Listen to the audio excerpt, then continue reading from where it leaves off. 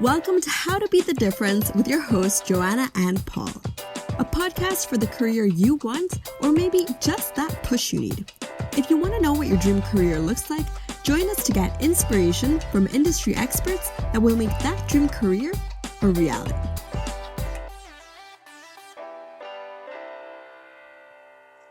Hello and welcome to How to Be the Difference with your hosts, Johanna Molina. I'm Paul Lynskey. How are you, Paul? Very well. We're coming off the back of the hottest summer on record in Ireland, and I've melted and I've been put back together this week because we had rain, but still really warm. How are you? Back in Colombia and also enjoying the eternal summer. So that's very good. That's very, very good. Nice to be back. Nothing like home. It's really lovely to travel, but there's that nice feeling when you come back. Absolutely. Well, actually, I don't know because I haven't left my apartment in a year and a half, but it's all good. It's all good. We still get to connect with amazing people like our guest today. Absolutely. Our guest today is a very special guest, but before I introduce him, you have a special reminder for us. Yes, please. If you are listening, could you leave a rating, a review, whatever it may be, and wherever you get your podcasts, it would help us out tremendously. Absolutely. So now let's move into our guest today. Robbie J Frye, or as he calls himself, the crazy gringo, is a professional inceptionist. Convinced that creativity is the lifeblood of the human race, he moved to Colombia in 2012 after spending 5 years with Apple, learning from the world leader in creativity and innovation. He's a public thinker, ambassador of knowledge, and a minimalist, and an expert on absolutely nothing. In his podcast, The Frye Show, which is usually in the top 10 of business podcasts on iTunes, he discusses the creative habits, moments, and tools that his listeners can use in their day-to-day lives.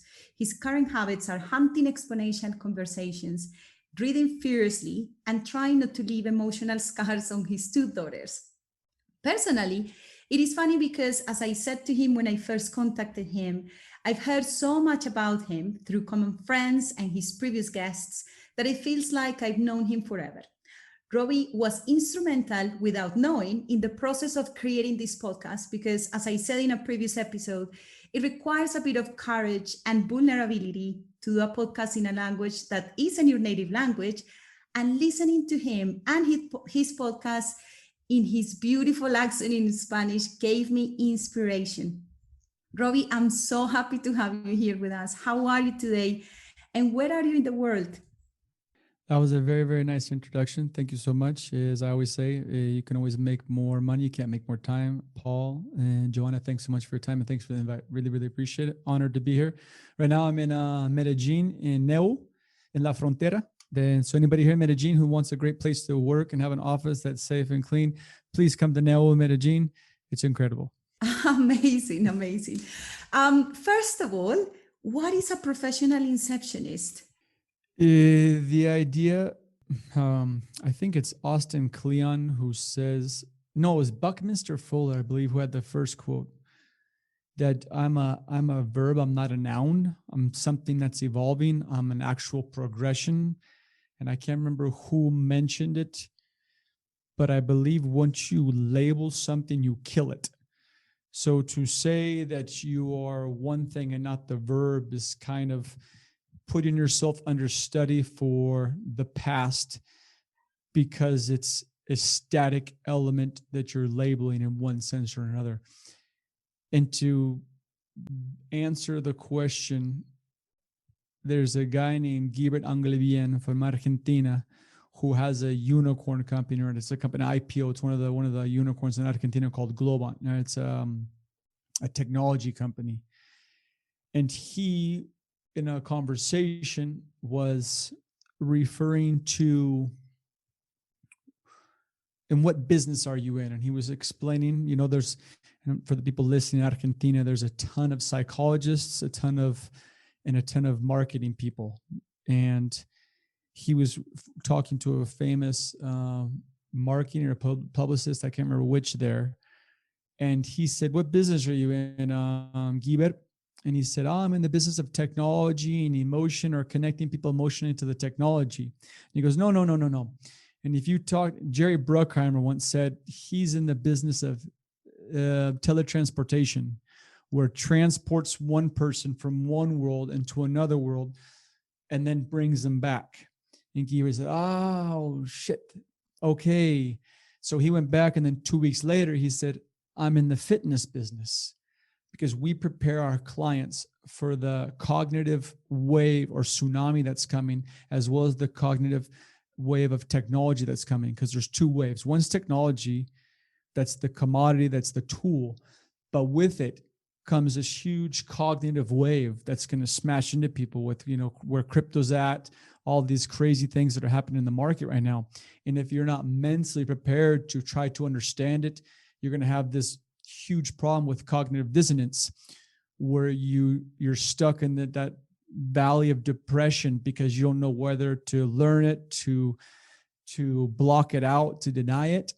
And so he said, I'm in the business of fitness. So of course, to answer the short question a long way, I started trying to think, what business are we in, me and my two associates? What do we do with Corbis Clan? And like you said, I guess it's working. How the podcast started, when your idea is that we're inceptionists, which is taken directly from the movie Inception, where what's the thing you cannot get rid of? It's that little idea that latches on into your gray matter and starts to build these pathways subconsciously as you're doing other things.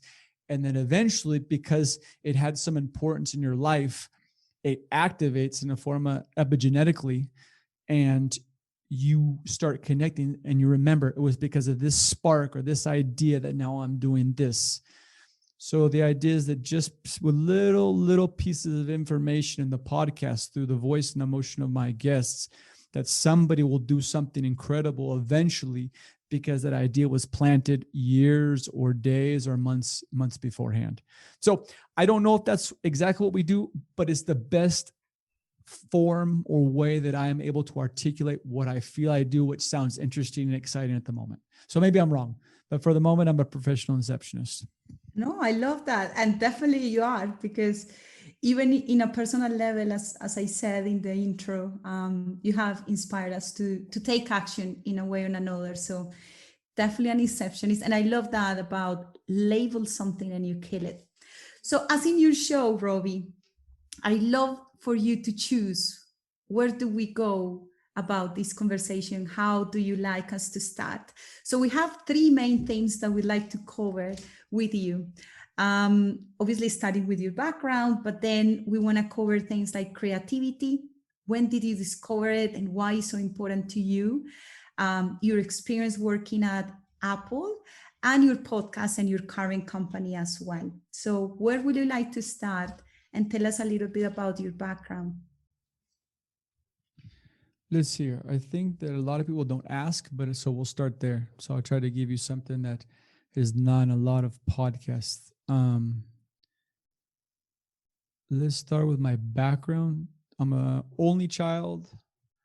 I thought that I was an only child because my mom said I was too much. And then I found out she couldn't have kids later on. So that was something I learned, that I'm an only child, not by choice. Then let's see here. I've been fired from 95% of my jobs, and I've had more than 30 jobs in my life. And so maybe that's a reason in almost all the jobs, besides just being why? I don't want to say normal, just not being I would say I was a good person, but not a very, I had a hard time with authority. Let's just say a very, very, very, very hard time with authority. So I would question everything. Why are we doing this? This doesn't make sense. We can do it better this way. And of course, people don't like it when you're not the boss. But it provided a lot of opportunities to explore. I worked in golf courses, cleaned trash on the side of the road, construction work, water parks, sold things, grocery stores, restaurants for 15 years, room service, ski resorts, surf shop. I don't know. I could go on and on. But yeah, car wash. So basically they fired me from all those. And then I went, one day I was in let's say I'm trying to give you the key points so that people can understand the path to finally get to where you got. The purpose of the show is that you don't need to have a path. There's no way, at least for me, from what I understand, there's two ways. There's some people who understand, I like rational, pragmatic thinking in computers. They get somewhere, they get into AI, they go and study, and then they study something else with psychology, but they know exactly what they want to do. And that's, I called I think Anders Ericsson, I don't remember who says it, but it's like the laser way. And then the other way is the pinball way, which most people, you just bounce from stuff you like, you capture onto certain things, eliminate certain things. And hopefully if you're cognizant and aware of yourself, which I wasn't for a long, long time, problems with alcohol and just not and hiding from the real world, you don't listen. But once you actually start listening, you start analyzing yourself as if you were like a bicho raro or a rare bug, you start to understand who you are and why you latch onto things, which I think goes into the Viktor Frankl, his book, Man's Search for Meaning. But that's farther along. So anyways, I moved to Bend, Oregon, because I wanted to snowboard. I had never been to Bend, Oregon in my entire life. I snowboarded one time and I said, I want to go to college there so I can snowboard. So I signed up for classes and went. And the first time I went there was when I started living there for 3 years. Then I said, okay, this was great. I played golf all the time, didn't do much schooling, did a lot of snowboarding, did a lot of golf, and said, I want to surf. So I looked online, found there's a place in San Luis Obispo. There's a college there, moved there so I could start surfing. I was really into going to the gym a lot, and I wanted to become a kinesiologist, I believe is the name, so I could work with sports teams and help recuperation. So I applied to Cal Poly San Luis Obispo, California Polytechnic in San Luis Obispo, and I understood they only accept like 3% of the people who apply to the college because they receive a lot of athletes, and a lot of athletes take that, try to want to become that just in because the probability that become a professional athlete is pretty low. So that's a way they can still be in that world and understand sports and nutrition and make money. So it's a pretty blocked off field. And while I was in San Luis Obispo in Morro Bay, actually, which is on the coast, I had a girlfriend, and her mom and her two sisters bought this huge house next to the beach. I started pulling weeds from dirt. And then I said, okay, what am I going to plant here? Went to a nursery, bought some flowers and bought some roses. The rose is really a catalyst for a lot of things, which is kind of strange. But for anybody who's ever seen a rose before it has flowers, it's just like this really savage looking, ugly, if you've never seen it, piece of biology or natural entity. And then you plant it, and then you start seeing these things grow off, and all of a sudden you get these most miraculous flowers from this thing that's totally reverse of what you think it should be. And so I fell in love with flowers, got a job at the nursery so I could get cheaper plants. And then my dad one time says, hey, you're really good at that. And I said, okay. So I looked online, and I thought landscape architecture was like building people's yards and stuff like that. No idea what the hell it was. And I'd never been to San Luis Obispo either. I just moved there. So I looked online, applied, and they let me in. I was the first transfer student to get in, the first group of transfer students for landscape architecture with 4 of us. And remind me, Johanna, to give you a connection point here to these 4 people from this Italian guy named Giulio Milanese. So I was there. Everyone in landscape architecture used computers, and they used Macs. And I'd never used a Mac, never seen a Mac, and they're expensive at that moment. So I went to the Apple store in San Luis Obispo, and I said, hey, to the lady, became friends. And I said, I want to get a job here. And I had been a waiter for 15 years, so I knew about customer experience. So I got a job there to get a discount. And 5 years later, when I graduated, I said, okay, I want to go to San Francisco to be closer to the architecture schools, because I found out I loved Japanese architecture, which I ended up studying. And I went to San Francisco, never lived there before, just went there to live, to be closer. And I kept working at Apple. And while I was at Apple, I started growing in the company, absolutely loved it. And then I met a Colombian girl like 3 months after being in the store in San Francisco. We fell in love. 2 months later, we're on FaceTime. You want to be with somebody else? No, you know. Okay, let's get married. Okay. And then 1 year after that, 2 months after that, I landed in Bogota for the first time traveling outside the United States in my entire life. Got married. Never been to Bogota. Met this girl. Decided we're going to get married. Hopped on a plane. Didn't even Google Colombia. Nothing. Didn't look at what it was. I mean, when you look back in the mirror, it was pretty stupid. You know, didn't meet her family. Didn't know anything. Just got on a plane to get married in Colombia. And then being in Colombia, started working in innovation and creativity. And that's where the story starts in Colombia. But that's like the version of how I got to here. That's a crazy story. It seems like you're just like about everybody else who's kind of doesn't know what they're doing and then suddenly finds their path out of nowhere. But I think you're being a little bit modest as well. Did you not become the best salesman in the world with Apple? Yeah, from hacking, basically what you guys are doing is just trying to, I guess what the Intern group, that's what it's called, right, Johanna and Paul? Basically just hacking empathy, I guess you could say. Because I learned how do you hack empathy? You work in an international store where you speak 27 different languages, and the majority of the people that come in to buy products are from other countries, and the dollar is so much cheaper. So someone from Brazil, someone from Russia, when they go into the Apple store, they're going to buy 6 computers. They're not going to buy one because they're going to go back because it's so much cheaper.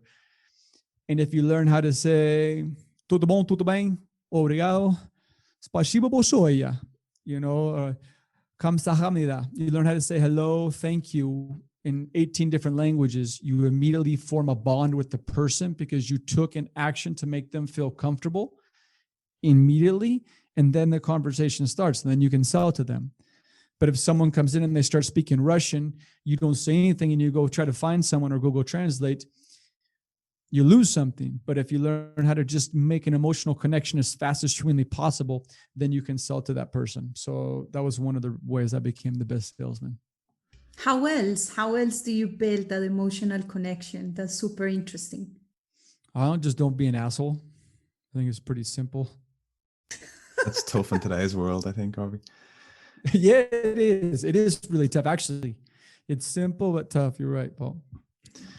And you had a big kind of like, you met a girl and you just disappeared, and it's a crazy story. But was it hard leaving Apple? I mean, you'd worked quite hard, building yourself up, and like, was it rewarding for you personally actually working in Apple? Oh yeah, of course. If you look, if you guys want to take a look, I put a post on LinkedIn. This is really recently because a friend of mine he took a video of me walking out of the store. And at Apple, they do what's called a clap out. When you leave the company, everyone stops what they're doing and applauds to celebrate your next adventure. It's because they know first, as a business, they can replace you. You're special, but you're not special as, how would be a good analogy? Like you're not a specific type of hummingbird that is unique to that flower, that is the only one that can pollinate, and without you, the flowers aren't going to bloom. You're special in a group, but not special for the company. So that's just kind of a nice, humbling thing to understand. But at the same time, they appreciate you as the individual. So when you start at Apple, they clap. And when you leave, they clap. One, welcome to the Apple family. Hey, good luck. And we're here for you the next time. So it was really phantasmagorical in the sense that you can see me walking down. It's kind of a blur that day. Of course, was sad, but I was so caught up when I was going. When you make certain decisions, I guess, there's a person here, Johanna knows who he is, Alejandro Gaviria. And I think he said it best is that when you're really living, it's like when you're outside the barriers of your imagination. It's like if you tell me in Apple, you're going to meet a Colombian, you're going to get married, go start a podcast in Spanish, and then be on a podcast as someone got inspired or heard you has on a podcast. It's just, you can't imagine it. It just doesn't make sense. It makes sense as a story, but not as you as the character in that thing. So I believe, I don't know if it's ignorance. I don't know if it's just the emotion, but it's kind of just a blurry mess that in a good mess, that sequence, Paul, leaving, going to Colombia and everything like that. That's beautiful. I did see that post, and I celebrate that companies also need to be happy about people being happy somewhere else. And so, yes, I really love that post. What did you learn at Apple? Yeah, how was that Everything. instrumental for you? I'd say I learned, okay, in 1 year and a half at the Apple store in San Francisco, I learned more than 5 years in architecture about what it is to be a human being and what it means to be a team. In architecture school, I think there's I don't know, I'm sure that I'm a very against person when it comes to universities and how they work, or at least where I was at. As a design, I suffer a lot trying to be the best. There's not very emotional. There's not much emotional support. There's not much how to be a good human being, how to eat well, good habits. It's just do the homework. Here's your grade, get it on time. And then you go to a place like Apple and you just learn what it means to how to treat other people, how to do the right thing for the right reasons. No, I learned how to be how to be a decent human being at Apple. You talk about habits. What are those habits? What are your good habits? I wish I had some. I try. It's a constant battle. I try to move at a decent velocity for 1 to 2 hours a day, 4 days a week. So that's either riding my bike or running, because what happens I tried the bike, but it gets rainy days and you don't want to go out, you stop and you kill the habit. But if it's slightly rainy, it's easier to go run than it is to ride the bike. Or if you don't have your bike and you're traveling in Mexico, you have shoes you can run. So if moving is the objective, you try to give yourself as many options as possible to not run. I guess I don't know how so it's the same thing. If you're trying to lose weight, don't keep chips in the house. You know what I'm saying? It's the same thing. So that's one. Drinking water 4 times a day, reading as much as I can, and setting days, blocks of 4 hours, like Tuesdays and Thursdays. Like as soon as we're done, I added another podcast. So Tuesdays and Thursdays are my podcast days. If anybody wants a meeting with me, I give them a little link so they can set up the appointment with me. So I guess I would say my habits are, I haven't meditated in a while, which I feel terrible. Coffee's making me more anxious, even though I'm drinking it right now. So I would say movement, reading, and yeah, that's probably it for the moment. There's a lot more. There's an app called, let's see, I'll show it to you guys, that I use when I'm doing well, which is called Tally. And you can make your own cards. Like here's wake up before 6, meditate, low carbohydrates, no junk food, water 4 times, 14-hour fast, exercise for 30 minutes, read 1 hour, less Sounds coffee. Sounds like a dream. All that is on my wish list. Yeah, I was on a 6-month streak for most of it.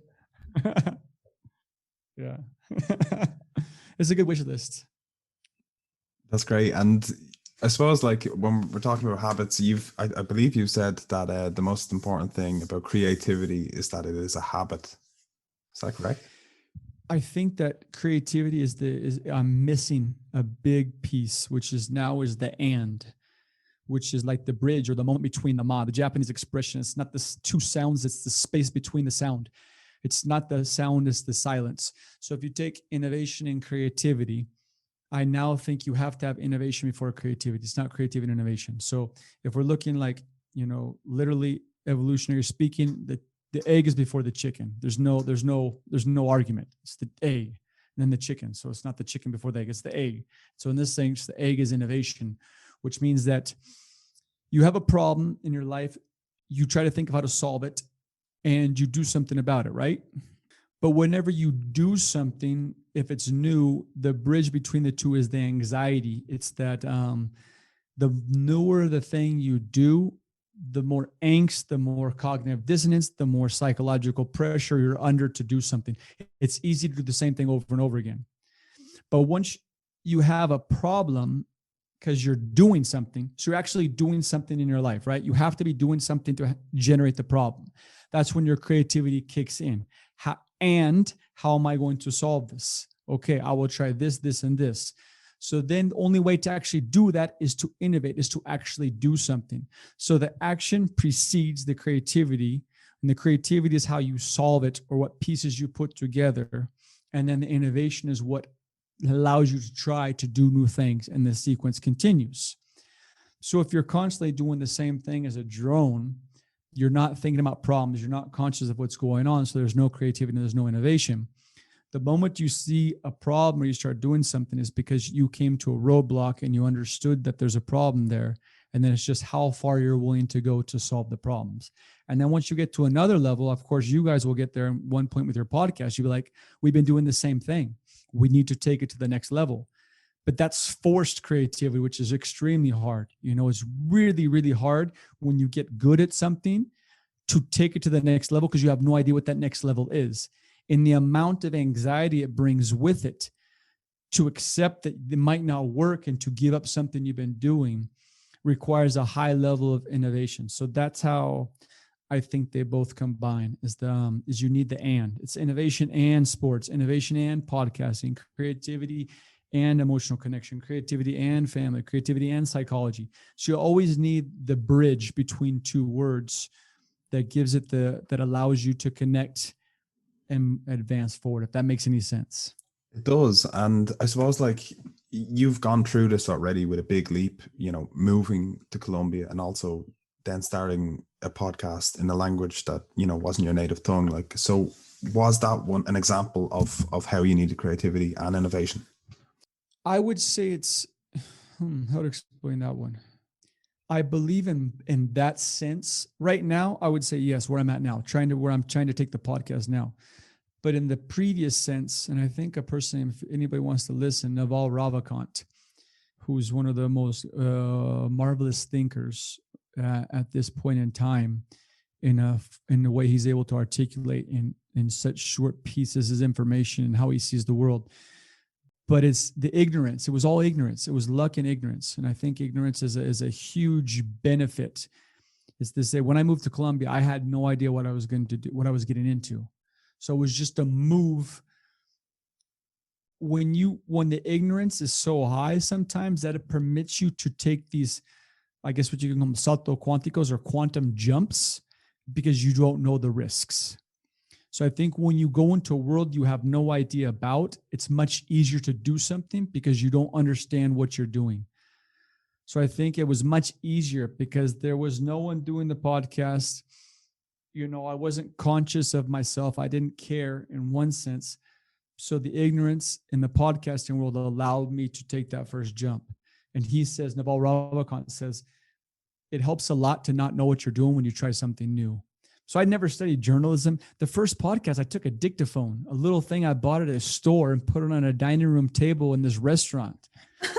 and I was like, shit, this is not going to work. But myself and Jonathan Taru, my first guest, who was episode 6, we talked for approximately 3.5 hours about books, about life. And so I said, okay, you can have a conversation. I felt good. He kept talking. I kept talking. I learned a lot. So long form podcast in Spanish is possible, but I have to take a course in Udemy on how to make a podcast. So then I went and took a course on podcasting, and that's when I learned how to do it. But now in this sense, Paul, it's been 5 years, and I told myself, if I don't take the podcast to the next level, I'm going to kill it. And so now the podcast, I'm sending audios daily, pieces from my podcast to like 500 people through WhatsApp. It's become a business. We're going to launch with 6 different companies. Just signed a contract with a huge automation company in Colombia that automates WhatsApp to send the messages to the businesses. Lawyers are getting involved in now. And now I'm full podcast Tuesday, Thursday. Now it's like I'm trying to focus in Chile, Argentina, Uruguay, expand all of Latin to get more of an audience, to give my Colombian audience more of a perspective of what's happening elsewhere. So this is more of a forced jump versus the other one was just an ignorant jump. And let's talk more about your podcast now. We'd like to learn more about what have you learned from your 151 episodes. Everything. This is a way for you. I read somewhere else that it's a way for you to live your purpose. You mentioned previously that you love to ask a lot of questions and you got into trouble in the past for it, but now you have a space where you can ask absolutely everything and not be judged. What have you learned, and what is that future that you foresee for your podcast? No, I don't. It goes back to Apple, and one of the catalysts for it was I was riding my bike back and forth in Bogota, and I was listening to Above and Beyond, a podcast I listen to a lot when I'm on my bike, and then I started listening to what's a good podcast? I listened to the TED Radio Hour, and this is like way back before there was a lot of episodes, and I listened to them all, and I said, wow, this is beautiful, learning on the bike.